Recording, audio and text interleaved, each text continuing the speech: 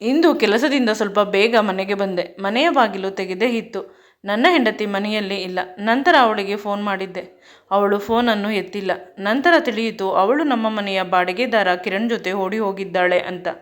ಅಯ್ಯೋ, ನನ್ನ ಫೋನ್ಗೆ ಒಂದು ವಿಡಿಯೋ ಬಂತು. ಕಿರಣ್ ಮತ್ತು ಅವಳು ಬೆತ್ತಲೆ ಆಗಿದ್ದಾರೆ. ಕಿರಣ್ ಅವಳ ಸೊಂಟಕ್ಕೆ ಜೇನುತುಪ್ಪ ಹಾಕಿ ನೆಕ್ಕುತ್ತಿದ್ದಾನೆ. ಅದರಿಂದ ಅವಳ ತುಟಿಗೆ ಮುತ್ತು ಕೊಡುತ್ತಿದ್ದಾನೆ. ಅಷ್ಟೇ ಅಲ್ಲ, ಅವಳ ಎದೆಗಳನ್ನು ತುಂಬ ವಿಚಿತ್ರವಾಗಿ ಕಚ್ಚುತ್ತಿದ್ದಾನೆ. ಇದನ್ನು ನೋಡಿ ತಲೆ ಸುತ್ತು ಬಂದು ಕೆಳಗೆ ಬಿದ್ದೆ. ಬೆಳಿಗ್ಗೆ ನನ್ನ ಅಮ್ಮ ಒಂದೇ ಸಮನೆ ಅಳುತ್ತಿದ್ದಾಳೆ. ಏಕೆಂದರೆ ನನ್ನ ಅಪ್ಪ ಕನಸಿನಲ್ಲಿ ಬಂದು, ನಿನ್ನ ಮಗನಿಗೆ ಬೇಗ ಮದುವೆ ಮಾಡಿಬಿಡು, ಸಮಯ ಆಗಿ ಹೋಗಿದೆ, ನನ್ನ ಗೆಳೆಯನ ಮಗಳು ಕಾಂತಿ ಇದ್ದಾಳೆ ಅಂತ ಹೇಳಿದರು. ಇಷ್ಟು ವರ್ಷವಾದರೂ ನಾನು ನಿನ್ನ ಮದುವೆಯನ್ನು ಮಾಡಿಲ್ಲ, ಸೀರಿಯಸ್ ಆಗಿ ಹೆಣ್ಣನ್ನು ಹುಡುಕಿಲ್ಲ ಅಂತ ಕನಸಿನಲ್ಲಿ ಗಲಾಟೆ ಮಾಡಿದರು. ನನ್ನನ್ನು ಬೇಗ ಬಿಟ್ಟು ಹೋಗಿ. ನಿನ್ನ ಅಪ್ಪ ಈ ರೀತಿ ಮಾತನಾಡುವುದು ಸರಿಯೇ? ನನಗೆ ತುಂಬ ಕಷ್ಟವಾಯಿತು. ಅದರಿಂದ ಅಳು ಬರುತ್ತಿದೆ. ಎಷ್ಟು ಅಳಲಿ ಅಲ್ಲವೇ? ಈ ಕಣ್ಣೀರಿಗೆ ಯಾರು ಹೊಣೆ? ನಾನು ಗಟ್ಟಿಯಾಗಿ ಹೋಗಿ ಅಮ್ಮನನ್ನು ತಬ್ಬಿಕೊಂಡು, ಅಳಬೇಡ ಅಮ್ಮ, ನಾನಿದ್ದೇನೆ ಅಂತ ಅಮ್ಮನ ಹಣೆಗೆ ಮುತ್ತು ಕೊಟ್ಟ. ಆಗ ಅಮ್ಮ ಅದೇ ರೀತಿ ಹೇಳಿದಳು. ನಿನ್ನ ಅಪ್ಪ ಕೂಡ ಹೀಗೆ ಹಾಡುತ್ತಿದ್ದರು. ಚೆನ್ನಾಗಿ ತಬ್ಬಿಕೊಂಡು ನನ್ನ ಹಣೆಗೆ ಮುತ್ತು ಕೊಡುತ್ತಿದ್ದರು. ದೇವರು ನಿನಗೆ ಬಂಗಾರದಂತಹ ಗಂಡನನ್ನು ಕೊಟ್ಟಿದ್ದಾರೆ. ನೀನು ಏಕೆ ಅಳುತ್ತಿದ್ದೀಯ? ನೆಮ್ಮದಿಯಾಗಿರು. ನಿನ್ನ ಎಲ್ಲ ಕಷ್ಟವನ್ನು ಬಗೆಹರಿಸುತ್ತೇನೆ. ನಾನಿರುವುದೇ ನಿನಗಾಗಿ ಅಂತ ಪುನಃ ಪುನಃ ನನ್ನನ್ನು ತಬ್ಬಿಕೊಳ್ಳುತ್ತಿದ್ದರು. ಅಮ್ಮ, ನಾನು ನಿನ್ನ ಗಂಡನಲ್ಲ, ಪುನಃ ಪುನಃ ನಿನ್ನನ್ನು ತಬ್ಬಿಕೊಳ್ಳುವುದಕ್ಕೆ ಜಾಸ್ತಿ ಆಯಿತು ಇದೆಲ್ಲ ಅಂತ ಹೇಳಿದಾಗ ಅಮ್ಮ ಮತ್ತು ನಾನು ಇಬ್ಬರು ಜೋರಾಗಿ ನಗಲು ಶುರು ಮಾಡಿದೆವು. ಅಮ್ಮ ನನ್ನ ಪ್ರಾಣ, ನನ್ನ ಸರ್ವಸ್ವ. ಅವಳನ್ನು ಬಿಟ್ಟರೆ ನನಗೆ ಬೇರೆ ಪ್ರಪಂಚ ತಿಳಿದಿಲ್ಲ. ನಾನು ಯಾವಾಗಲೂ ಅಮ್ಮನ ಸೆರಗನ್ನು ಹಿಡಿದುಕೊಂಡೇ ಬೆಳೆದಿದ್ದು. ಅಪ್ಪ ಸ್ಕೂಲ್ ಮಾಸ್ಟರ್. ಸಾಯಂಕಾಲವಾದರೆ ಟ್ಯೂಷನ್ ಮಾಡುತ್ತಿದ್ದರು. ಪಕ್ಕದ ಬೀದಿಯಲ್ಲಿ ಒಂದು ಮನೆಯನ್ನು ಬಾಡಿಗೆಗೆ ತೆಗೆದುಕೊಂಡು ಚೆನ್ನಾಗಿ ಸಂಪಾದನೆ ಮಾಡುತ್ತಿದ್ದರು. ಆದರೆ ಬಂದಿದ್ದನ್ನೆಲ್ಲ ಅಪ್ಪ ಅವರ ಮನೆ ಕಡೆಯವರಿಗೆ ಕೊಡುತ್ತಿದ್ದರು. ಅವರ ಮನೆಯವರು ತಿಂಗಳು ತುಂಬುವುದರೊಳಗೆ ಬಂದು ಬಿಡುತ್ತಿದ್ದರು.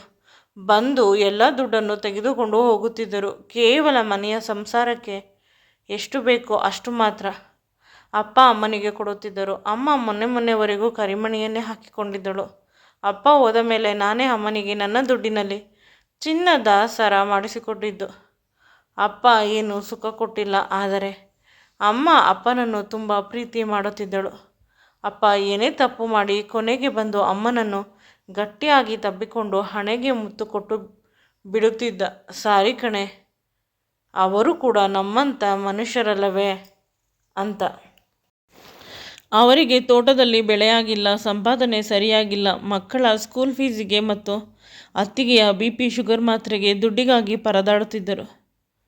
ನಾನು ಹೇಗೆ ಇಲ್ಲ ಅಂತ ಹೇಳಲಿ? ಅತ್ತಿಗೆ ನನಗೆ ತಾಯಿಯ ಸಮಾನ. ನಾನು ಚಿಕ್ಕವನಾಗಿದ್ದಾಗ ಅವರೇ ನನ್ನನ್ನು ಹೆಚ್ಚಾಗಿ ಸಾಕಿದ್ದು. ಈಗ ನಾನು ಅವರ ಋಣ ತೀರಿಸಬೇಕು. ಆಗ ಅಮ್ಮ ಹೇಳುತ್ತಿದ್ದರು, ಮಾತ್ರೆ ತಂದು ಕೊಡಿ, ನೀವೇ ಚೀಟಿಯನ್ನು ತೆಗೆದುಕೊಂಡು ಹೋಗಿ. ಆದರೆ 1000 ರೂಪಾಯಿ ಮಾತ್ರೆಗೆ 10,000 ಕೊಡುತ್ತೀರಾ? ನಮಗೂ ಒಬ್ಬ ಮಗನಿದ್ದಾನೆ, ಅವನಿಗೂ ಆಸ್ತಿ ಮಾಡಬೇಕು ಅಂದಾಗ ಅಪ್ಪ ಏನೂ ಮಾತನಾಡದೆ ರೂಮಿಗೆ ಹೊರಟು ಹೋಗುತ್ತಿದ್ದಾರಂತೆ. ಅಮ್ಮ ಯಾವಾಗಲೂ ದುಡ್ಡಿನ ಬಗ್ಗೆ ಮಾತನಾಡಿದಾಗ 2-3 ದಿನ ಕೋಪ ಮಾಡಿಕೊಂಡು ಅಪ್ಪ ಅಮ್ಮನ ಜೊತೆ ಮಾತನಾಡುತ್ತಿರಲಿಲ್ಲ. ಅಮ್ಮನಿಗೆ ದುಡ್ಡು ಕಾಸು ಇದರ ಮೇಲೆ ವ್ಯಾಮೋಹ ಕಡಿಮೆ ಇದ್ದಿದ್ದು.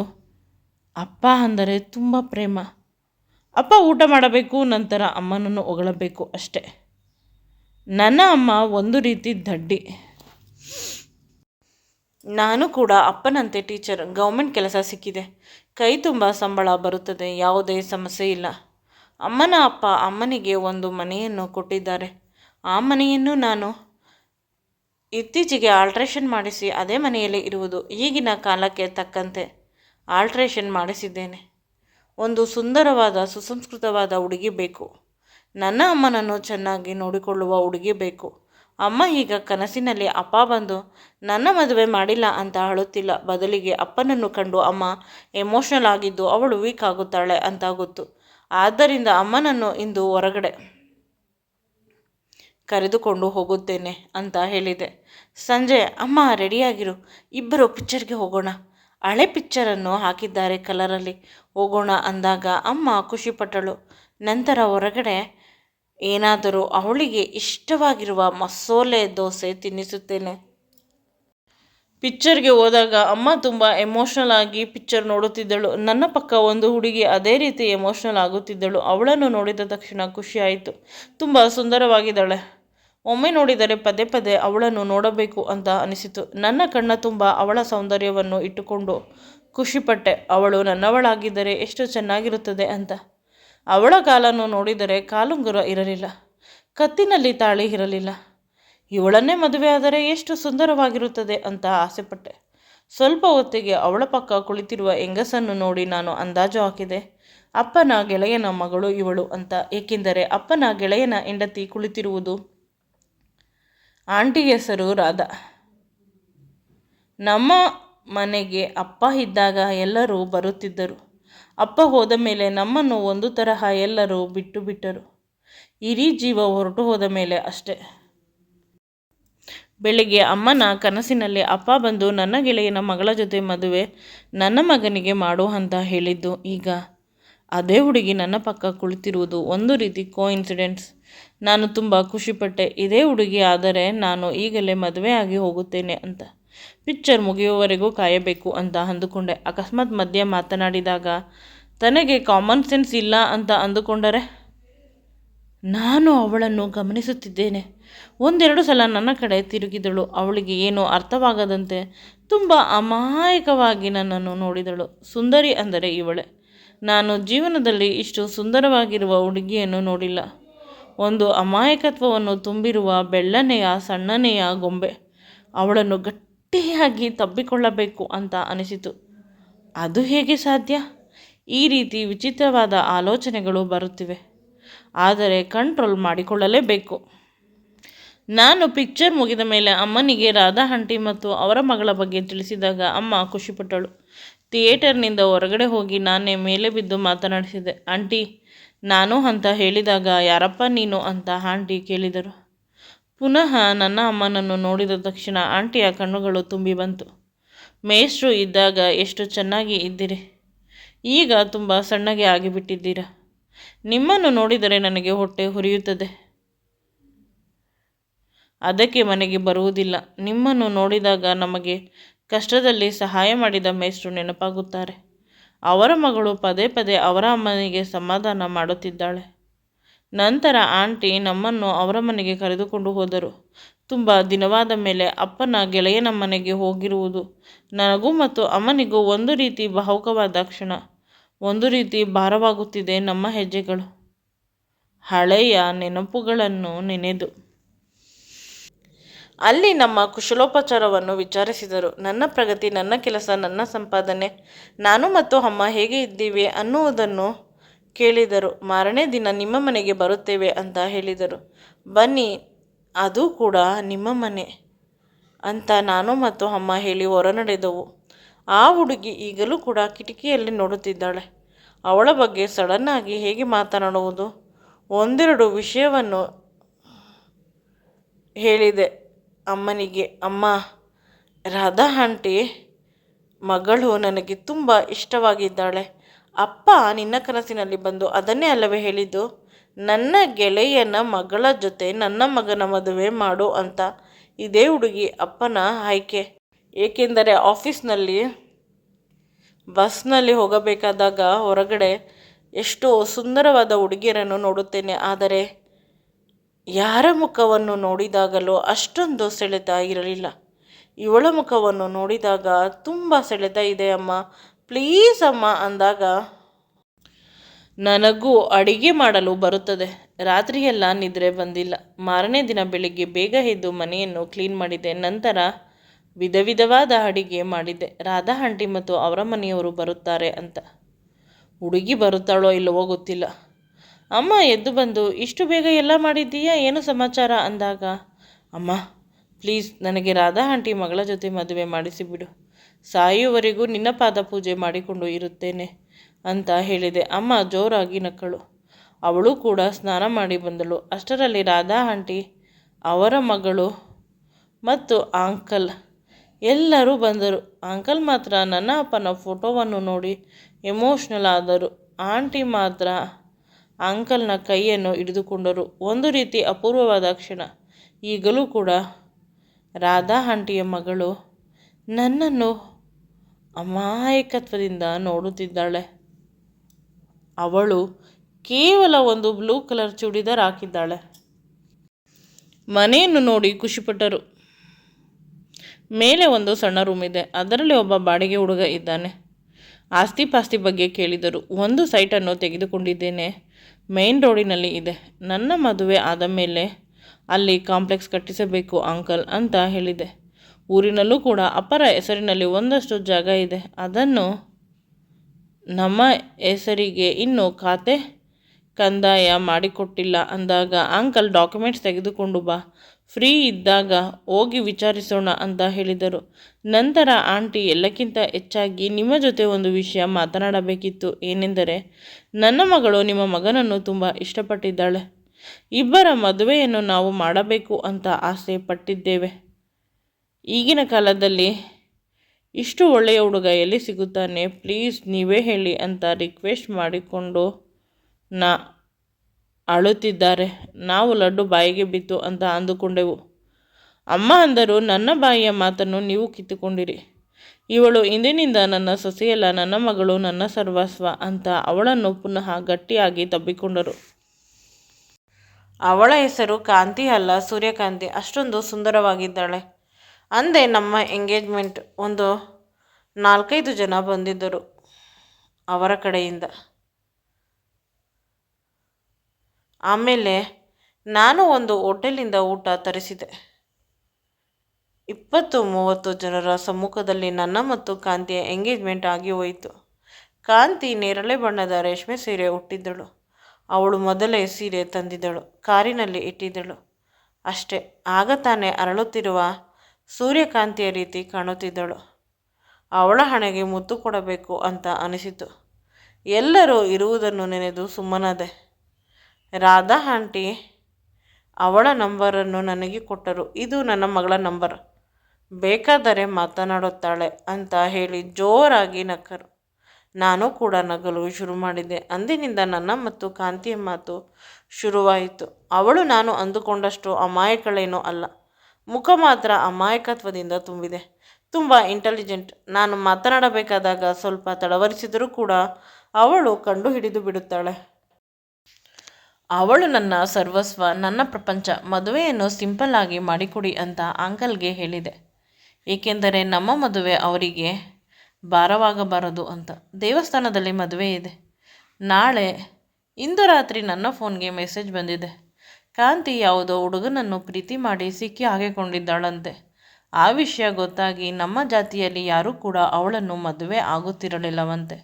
ನನಗೆ ಈ ವಿಷಯ ಯಾವುದೂ ಗೊತ್ತಿಲ್ಲ ಅಂತ ಅವರು ಬೇಗ ಬೇಗ ಮದುವೆ ಮಾಡುತ್ತಿದ್ದಾರೆ ಅನ್ನುವ ಮೆಸೇಜ್ ಬಂತು. ಆದರೆ ಆ ಮೂರ್ಖರಿಗೆ ಏನು ಗೊತ್ತು, ಕಾಂತಿ ಯಾರನ್ನಾದರೂ ಪ್ರೀತಿ ಮಾಡಲಿ, ಯಾರ ಜೊತೆಯಾದರೂ ಮದುವೆಗಿಂತ ಮುಂಚೆ ಸಂಬಂಧ ಇದ್ದರೂ ಅದರಿಂದ ನನಗೆ ಯಾವುದೇ ಸಮಸ್ಯೆ ಇಲ್ಲ. ಮದುವೆ ಆದ ಮೇಲೆ ಅವಳು ಕೇವಲ ನನ್ನವಳಾಗಿರಬೇಕು. ಆದರೆ ಇಷ್ಟು ದಿನ ಅವಳ ಜೊತೆ ಫೋನಿನಲ್ಲಿ ಮಾತನಾಡಿದ್ದೇನೆ. ಅವಳ ಮೃದುತ್ವ, ಅವಳ ತಾಳ್ಮೆ, ಇದರ ಬಗ್ಗೆ ನನಗೆ ಅನುಭವವಿದೆ ಅಂತ ನಾನು ಅಷ್ಟೊಂದು ತಲೆಕೆಡಿಸಿಕೊಳ್ಳಲಿಲ್ಲ. ಕಾಂತಿ ಮತ್ತು ನನ್ನ ಮದುವೆ ದೇವಸ್ಥಾನದಲ್ಲಿ ಒಂದು 50 ಜನರ ಸಮ್ಮುಖದಲ್ಲಿ ಸುಸೂತ್ರವಾಗಿ ನಡೆದು ಹೋಯಿತು. ಮದುವೆಯಾದ ಮೇಲೆ ಕಾಂತಿಯನ್ನು ನಾನು ತುಂಬ ಚೆನ್ನಾಗಿ ನೋಡಿಕೊಳ್ಳಲು ಆರಂಭಿಸಿದೆ. ಇಷ್ಟು ದಿನ ಅಮ್ಮ ನನ್ನ ಪ್ರಪಂಚವಾಗಿದ್ದಳು. ಈಗ ಆ ಪ್ರಪಂಚದಲ್ಲಿ ಕಾಂತಿ ಕೂಡ ಇದ್ದಾಳೆ. ಇಬ್ಬರು ನನ್ನ 2 ಕಣ್ಣುಗಳು. ಕಾಂತಿಗೆ ಹೊಸ ಜಾಗ ಅಡ್ಜಸ್ಟ್ ಆಗಲೇಬೇಕಾಗಿತ್ತು. ಅಮ್ಮನ ಹಳೆ ಸಂಪ್ರದಾಯಗಳು ಅವಳ ಕೈಯಲ್ಲಿ ಆಗುತ್ತಿರಲಿಲ್ಲ. ನಾನು ಅಮ್ಮನಿಗೆ ಹೇಳಿದ್ದೆ, ಅಮ್ಮ, ನಿನ್ನ ಕಾಲ ಆಗಿ ಹೋಯಿತು. ಈಗಿನ ಕಾಲದ ಹೆಣ್ಣು ಮಕ್ಕಳು ಅವರಿಗೆ ಬಂದ ಹಾಗೆ ಮಾಡಿಕೊಳ್ಳುತ್ತಾರೆ. ನೀನು ಆರಾಮವಾಗಿ ದೇವರ ಭಜನೆ ಮಾಡು, ಸತ್ಸಂಗಕ್ಕೆ ಸೇರಿಸುತ್ತೇನೆ, ಸಂಜೆ ಕೆಲಸವಾದ ಮೇಲೆ ಹೋಗು ಅಂತ ಹೇಳಿದೆ. ಅಮ್ಮ ಮೊದಲು ಬೇಸರ ಮಾಡಿಕೊಂಡರು. ವಾಸ್ತವ ಅಷ್ಟೇ. ಸೊಸೆ ಬಂದ ಮೇಲೆ ಅನ್ನುವುದು ಅವರಿಗೂ ತಿಳಿಯಿತು. ಕಾಂತಿ ಸಂಪೂರ್ಣ ಮನೆಯ ಜವಾಬ್ದಾರಿಯನ್ನು ತೆಗೆದುಕೊಂಡು ಎಲ್ಲವನ್ನು ಚೆನ್ನಾಗಿ ನಿಭಾಯಿಸುತ್ತಿದ್ದಳು. ಆದರೂ ಅಮ್ಮ ಮನಸ್ಸಿನಲ್ಲಿ ತಡವರಿಸುತ್ತಿದ್ದಳು. ನಾನು ಎಲ್ಲವನ್ನು ಬ್ಯಾಲೆನ್ಸ್ ಮಾಡಲೇಬೇಕು, ಇಲ್ಲವಾದರೆ ಅಮ್ಮನನ್ನು ಬಿಟ್ಟು ನಾನು ಬೇರೆ ಮನೆ ಮಾಡಿಕೊಂಡು ಹೋಗಬೇಕು ಕಾಂತಿಯ ಜೊತೆ. ಅದು ಸಾಧ್ಯವೇ ಇಲ್ಲ. ಕಾಂತಿ ಒಂದು ಸಲ ನಿರ್ಧಾರ ತೆಗೆದುಕೊಂಡ ಮೇಲೆ ಮುಗಿಯಿತು. ನಾನು ಜೋರಾಗಿ ಅಳುತ್ತಿದ್ದೆ. ಒಮ್ಮೊಮ್ಮೆ ಅಪ್ಪನನ್ನು ನೆನೆದು ನನಗೆ ಬದುಕು ಭಾರ ಎನಿಸುತ್ತಿತ್ತು. ಆ ಸಮಯದಲ್ಲಿ ಅಮ್ಮನನ್ನು ಗಟ್ಟಿಯಾಗಿ ತಬ್ಬಿಕೊಂಡು ಅಳುತ್ತಿದ್ದೆ. ಅವಳು ಸಮಾಧಾನ ಮಾಡುತ್ತಿದ್ದಳು. ಕಾಂತಿಯ ಹಠಮಾರಿತನದಿಂದ ಬದುಕಿನಲ್ಲಿ ಸ್ವಲ್ಪ ಕಸಿ ಬಿಸಿ ಆಗಿದೆ, ಆದರೆ ಅದನ್ನು ಅವಳು ಬೇಗ ಬ್ಯಾಲೆನ್ಸ್ ಮಾಡಿಬಿಡುತ್ತಾಳೆ. ಸಂಜೆ ನಾನು ಕೆಲಸ ಮುಗಿಸಿ ಬಂದ ತಕ್ಷಣ ನನಗೆ ಇಷ್ಟವಾದ ಸ್ನ್ಯಾಕ್ಸ್ ಮಾಡಿರುತ್ತಾಳೆ. ನಂತರ ಅಮ್ಮ ಹೇಗಿದ್ದರೂ ಸತ್ಸಂಗಕ್ಕೆ ಹೋಗುತ್ತಾರೆ. ನನ್ನನ್ನು ಮನೆಯಲ್ಲಿ ಯಾರೂ ಇಲ್ಲ ಅಂತ ರೂಮಿಗೆ ಕರೆದುಕೊಂಡು ಹೋಗಿ ನನ್ನ ಶರ್ಟ್ ಬಟನ್ ತೆಗೆದು ಮುದ್ದಿಸುತ್ತಾಳೆ. ನನಗೆ ಕೋಪ ಬಂದರೆ ಅವಳೇ ಕರಗಿಸುವುದು, ಏಕೆಂದರೆ ಅವಳು ಕೂಡ ನನ್ನನ್ನು ನನ್ನಷ್ಟೇ ಪ್ರೀತಿ ಮಾಡುತ್ತಾಳೆ. ಇಂದು ಕೂಡ ಅದೇ ರೀತಿ ಆಯಿತು. ಬೆಳಿಗ್ಗೆ ಟೈಮ್ ಆಯಿತು ಅಂತ ಟಿಫನ್ ಮಾಡಿಲ್ಲ, ಆದರೆ ಸಂಜೆ ಬಂದು ತಕ್ಷಣ ಅವಳು ಓಡಿ ಬಂದು ನನ್ನನ್ನು ಗಟ್ಟಿಯಾಗಿ ತಬ್ಬಿಕೊಂಡು ನನ್ನ ತುಟಿಗಳಿಗೆ ಮುತ್ತು ಕೊಡುತ್ತಿದ್ದಾಳೆ. ಅಮ್ಮ ಅಂತ ನಾನು ಅಂದೆ.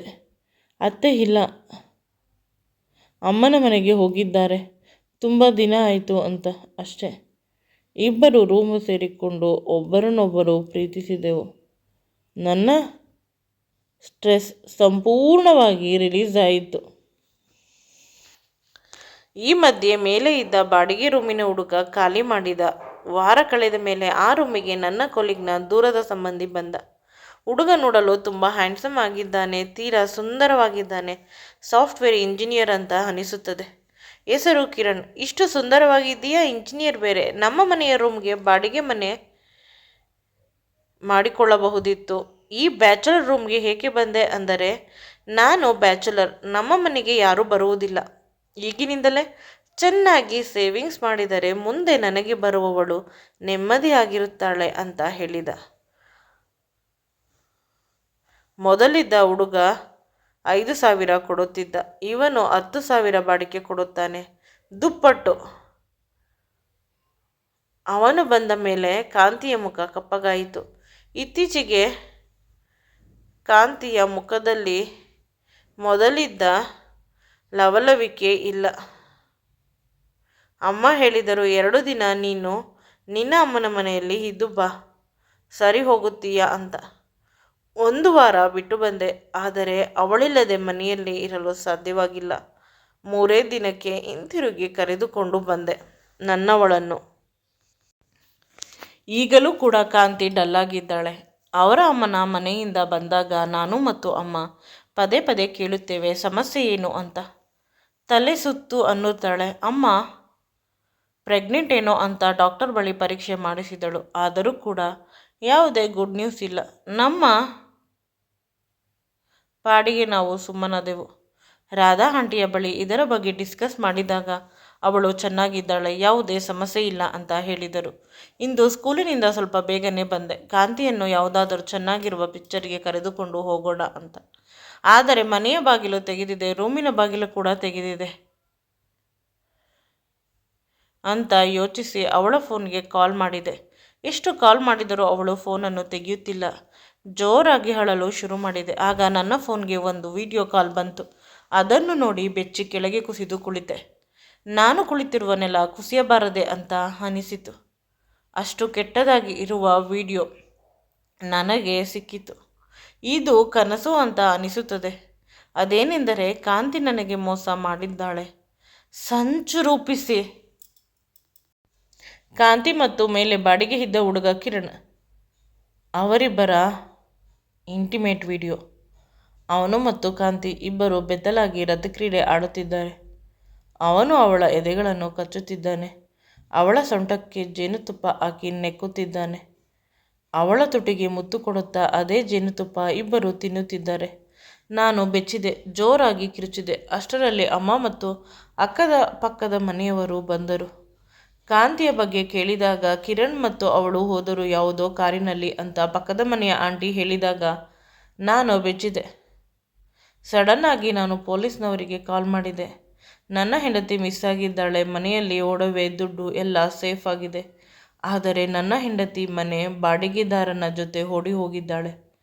ಅವಳಿಗೆ ಇಷ್ಟವಾದರೆ ಅವನ ಜೊತೆಯಲ್ಲೇ ಇರಲಿ, ಆದರೆ ಒಂದು ಬಾರಿ ಅವಳ ಜೊತೆ ಮಾತನಾಡಬೇಕು ಅಂದಾಗ ಇನ್ಸ್ಪೆಕ್ಟರ್ ತುಂಬ ಒಳ್ಳೆಯ ಮನುಷ್ಯ ಅಂತ ಅನಿಸುತ್ತದೆ. ತುಂಬ ಎಮೋಷ್ನಲ್ ಆದರು. ನಂತರ ಬಹಳ ಬೇಗ ಆ್ಯಕ್ಷನ್ ತೆಗೆದುಕೊಂಡರು. ನಾನು ಸಂಜೆ 6 ಗಂಟೆಗೆ ಫೋನ್ ಮಾಡಿದೆ. ರಾತ್ರಿ 10 ಗಂಟೆಗೆ ಕಾಂತಿ ಮತ್ತು ಆ ಹುಡುಗ ಇಬ್ಬರು ಸಿಕ್ಕಿದ್ದಾರೆ. ಸ್ಟೇಷನ್ಗೆ ಬನ್ನಿ ಅಂತ ಫೋನ್ ಮಾಡಿದ್ದಾರೆ. ನಾನು ಮತ್ತು ಅಮ್ಮ, ಅದರ ಜೊತೆ ರಾಧಾ ಆಂಟಿ ಮತ್ತು ಅಂಕಲ್ ಎಲ್ಲರೂ ಸ್ಟೇಷನ್ಗೆ ಹೋದೆವು. ಎಲ್ಲರ ಹೃದಯ ಒಡೆದುಕೊಳ್ಳುತ್ತಿದೆ. ನಾನು ಇಷ್ಟಪಟ್ಟಿದ್ದ ಹುಡುಗಿ, ಅಪ್ಪ ಕನಸಿನಲ್ಲಿ ಬಂದು ಹೇಳಿದ ಹುಡುಗಿ, ಇವಳೇನಾ? ನಾನು ಎಲ್ಲಾದರೂ ಯಾಮಾರಿದೆನಾ ಅಂತ ದಾರಿ ಉದ್ದಕ್ಕೂ ಯೋಚಿಸಿದೆ. ಯಾವುದೇ ಹಂತದಲ್ಲೂ ದಾರಿ ತಪ್ಪಿಲ್ಲ. ಅವಳನ್ನು ಅಗತ್ಯಕ್ಕಿಂತ ಹೆಚ್ಚಾಗಿ ಚೆನ್ನಾಗಿ ನೋಡಿಕೊಂಡಿದ್ದೇವೆ.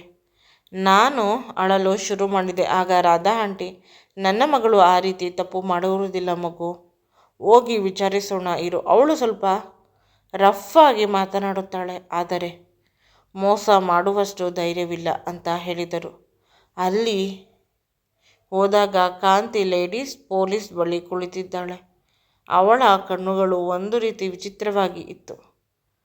ತಲೆ ಮೇಲೆ ಕೈ ಹಿಡಿದುಕೊಂಡು ಕುಳಿತಿದ್ದಾಳೆ. ಇತ್ತ ಇಂಜಿನಿಯರ್ ಹುಡುಗ ಏನೂ ಹಾಗೇ ಇಲ್ಲ ಅನ್ನುವ ರೀತಿ ಕುಳಿತಿದ್ದಾನೆ, ತುಂಬ ಕಾನ್ಫಿಡೆಂಟ್ ಆಗಿ.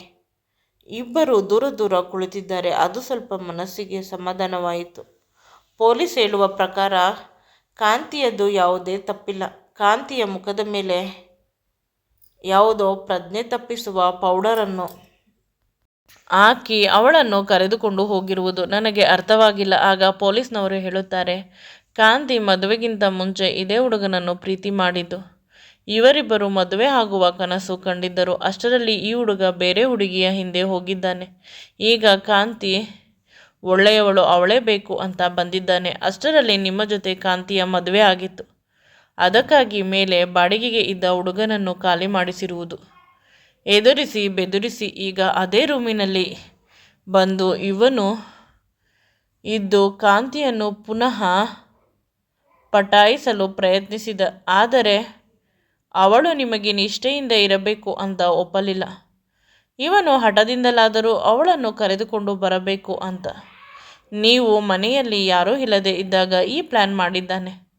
ಕಾಂತಿ ತಲೆಯನ್ನು ಬಗ್ಗಿಸಿಕೊಂಡು ಅಳುತ್ತಿದ್ದಾಳೆ. ಮೆಲ್ಲನೆ ಅಂದಳು, ನಾನು ಮದುವೆಗಿಂತ ಮುಂಚೆ ತಿಳಿಯದೆ ಮಾಡಿದ ತಪ್ಪು ನನ್ನ ಜೀವನವನ್ನೇ ಹಾಳು ಮಾಡಿದ್ದು ಅಂತ. ನನ್ನ ಎದೆ ಹಿಂಡಿದಂತೆ ಆಯಿತು ಅವಳ ಮಾತುಗಳಿಂದ. ಇನ್ಸ್ಪೆಕ್ಟರ್ ಸರ್ಗೆ ನನ್ನ ಫೋನಿನಲ್ಲಿ ಇದ್ದ ವಿಡಿಯೋ ತೋರಿಸಿದಾಗ ಅವರು ಜೋರಾಗಿ ನಕ್ಕರು. ಸರ್, ಇದು ಸ್ವಲ್ಪ ಡೀಟೇಲ್ ಆಗಿ ನೋಡಿ. ಇದು ನಕಲಿ ವಿಡಿಯೋ. ಬೇಕು ಅಂದರೆ ನಾನು ನಿಮ್ಮ ಸಮಾಧಾನಕ್ಕೆ ಸ್ಪೆಷಲಿಸ್ಟ್ಗಳ ಬಳಿ ತೋರಿಸುತ್ತೇನೆ. ಆದರೆ ಈ ನಕಲಿ ವಿಡಿಯೋ ಸೋಷಿಯಲ್ ಮೀಡಿಯಾದಲ್ಲಿ ಮಿಸ್ ಆಗಿ ಲೀಕ್ ಆದರೆ ನಿಮ್ಮ ಮತ್ತು ನಿಮ್ಮ ಹೆಂಡತಿಯ ಬದುಕಿಗೆ ಕಷ್ಟವಾಗುತ್ತದೆ. ನಂತರ ಸರ್, ಅದರಲ್ಲಿ ಇದ್ದ 2-3 ಫಾಲ್ಟನ್ನು ನನಗೆ ತೋರಿಸಿದರು. ಈ ರೀತಿಯ ವಿಡಿಯೋಗಳು ದಿನಕ್ಕೆ 10 ಬರುತ್ತದೆ. ಲೀಕ್ ಆಗಿದೆ ವಿಡಿಯೋ ಅಂತ. ನನ್ನನ್ನು ನಂಬಿ ಇದು ನಕಲಿ ವಿಡಿಯೋ ಅಂತ ಹೇಳಿದಾಗ ಸ್ವಲ್ಪ ಸಮಾಧಾನವಾಯಿತು. ಕಾಂತಿ ಜೋರಾಗಿ ಅಳುತ್ತಿದ್ದಾಳೆ. ನಾನು ಅವಳನ್ನು ಹೋಗಿ ಗಟ್ಟಿಯಾಗಿ ತಬ್ಬಿಕೊಂಡು ಅವಳ ಹಣೆಗೆ ಮುತ್ತು ಕೊಟ್ಟೆ. ಅವಳು ಇಷ್ಟೆಲ್ಲ ತಪ್ಪು ಮಾಡಿ ಕೊನೆಗೆ ನೀನೇ ಬೇಕು ಅಂತ ಹೇಳಿದರೂ ಕೂಡ ನಾನು ಒಪ್ಪಿಕೊಳ್ಳುತ್ತಿದ್ದೆ. ನನಗೆ ಯಾವುದೇ ಸಮಸ್ಯೆ ಇಲ್ಲ ಅವಳಿಂದ. ಅವಳು ನನ್ನವಳಾಗಿ ಇರಬೇಕು. ಆ ಇಂಜಿನಿಯರ್ ಹುಡುಗನ ಬಳಿ ಕೇಳಿಕೊಂಡೆ, ನಿನಗೆ ಮದುವೆ ಆಗಿಲ್ಲ, 100 ಜನ ಹುಡುಗಿಯರು ಸಿಗುತ್ತಾರೆ, ಆದರೆ ನನಗೆ ಒಬ್ಬಳೇ ಹೆಂಡತಿ ಅಂತ ಕೈ ಮುಗಿದೆ. ಅವನು ಕೂಡ ಪಶ್ಚಾತ್ತಾಪದಿಂದ ತಲೆ ಬಗ್ಗಿಸಿದ. ಏನೂ ಮಾತನಾಡಲಿಲ್ಲ. ಪೊಲೀಸ್ನವರು ಅವನ ಮೇಲೆ ಕೇಸ್ ಹಾಕೋಣ ಸರ್, ಈ ರೀತಿಯ ಮನುಷ್ಯರನ್ನು ಬಿಡಬೇಡಿ ಅಂತ ಹೇಳಿದರು. ಸರ್, ಇದೊಂದು ಬಾರಿ ಬಿಟ್ಟು ಬಿಡೋಣ, ಪಶ್ಚಾತ್ತಾಪದ ಬಗ್ಗೆ ಅವಕಾಶ ಕೊಡೋಣ ಅಂತ ಹೇಳಿದೆ. ಈ ರೀತಿ ತಪ್ಪು ಮಾಡಬೇಡಿ ಸರ್ ಅಂತ ಹೇಳಿದಾಗ ಕಾಂತಿ, ಪ್ಲೀಸ್ ಇವನನ್ನು ಜೈಲಿಗೆ ಹಾಕಿಸಿ ಅಂತ ಹೇಳಿದಳು. ಆದರೆ ಕಿರಣ್ ಕಾಲನ್ನು ಹಿಡಿದುಕೊಂಡ. ಈ ಊರನ್ನೇ ಬಿಟ್ಟು ಹೊರಟು ಹೋಗುತ್ತೇನೆ. ಈ ಊರಿನಲ್ಲಿ ಕಾಣಿಸಿದರೆ ನನ್ನನ್ನು ಜೈಲಿಗೆ ಹಾಕಿಬೇಕಾದರೆ ಅಂತ ಹೇಳಿದ. ನನ್ನನ್ನು ಇದೊಂದು ಬಾರಿ ಕ್ಷಮಿಸಿ ಅಂತ ಕೇಳಿದ. ನಾನು ಇದೊಂದು ಬಾರಿ ಕ್ಷಮಿಸೋಣ ಅಂತ ಹೇಳಿ ಕಾಂತಿಯನ್ನು ಮತ್ತು ಅಮ್ಮ, ಅತ್ತೆ, ಮಾವ ಎಲ್ಲರನ್ನು ಮನೆಗೆ ಕರೆದುಕೊಂಡು ಹೋದೆ. ಹೋಗಬೇಕಾದರೆ ತಿಳಿಯಿತು, ಕಾಂತಿ ಒಂದು ರೀತಿ ವಿಚಿತ್ರವಾಗಿ ನಮ್ಮ ಮನೆಯಲ್ಲಿ ಇರುತ್ತಿದ್ದುದು. ಅವಳ ಪಾಸ್ಟನ್ನು ನಮ್ಮ ಬಳಿ ಹೇಳಿಲ್ಲ. ಅವಳ ಹಳೆಯ ಪ್ರೀತಿ ಕಿರಣ್ ಬಗ್ಗೆ ಅನ್ನುವುದು ಅವಳ ಗಿಲ್ಟ್. ಕಿರಣ್ ಪದೇ ಪದೇ ಇವಳಿಗೆ ಫೋನ್ ಮಾಡಿ ಚಿತ್ರಹಿಂಸೆ ಕೊಡುತ್ತಿದ್ದ. ನಿನ್ನ ಗಂಡನಿಗೆ ಹೇಳುತ್ತೇನೆ ಅಂತ ಆ ಭಯದಿಂದ ಅವಳು ಯಾವಾಗಲೂ ವಿಚಿತ್ರವಾಗಿ ಆಡುತ್ತಿದ್ದಳು. ಅಷ್ಟೊಂದು ನೋವು ಮನಸ್ಸಿನಲ್ಲಿ ಇಟ್ಟುಕೊಂಡು ಭಯಪಡುತ್ತಿದ್ದಳು ಅನ್ನುವುದನ್ನು ನೆನೆಸಿಕೊಂಡು ನನಗೆ ದುಃಖವಾಯಿತು. ಪುನಃ ಅವಳನ್ನು ಗಟ್ಟಿಯಾಗಿ ತಬ್ಬಿಕೊಂಡೆ. ಇಬ್ಬರು ಮೌನವಾಗಿ ಒಬ್ಬರನ್ನೊಬ್ಬರು ಗಟ್ಟಿಯಾಗಿ ತಬ್ಬಿಕೊಂಡೆವು. ಏನೂ ಮಾತನಾಡದೆ. ಈ ವಿಡಿಯೋ ನಿಮಗೆ ಇಷ್ಟವಾಗಿದ್ದಲ್ಲಿ ದಯವಿಟ್ಟು ನನ್ನ ಚಾನಲನ್ನು ಲೈಕ್ ಮಾಡಿ, ಶೇರ್ ಮಾಡಿ ಮತ್ತು ಸಬ್ಸ್ಕ್ರೈಬ್ ಮಾಡಿ. Thanks for watching and keep supporting me always.